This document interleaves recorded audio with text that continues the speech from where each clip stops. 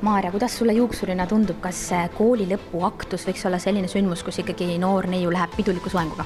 Jaa, kindlasti, et see on ikkagi väga eriline päev ja et selleks päevaks võiks ikka olla ilus soeng tehtud. See aasta on hästi moes punutised, et siis võiks see aasta rohkem neid teha. Et on selline hästi lihtsad, aga samas tahetakse ka sirgendatud juukseid. Aga lõpusoengu osas on sul mingi kindel eelistus?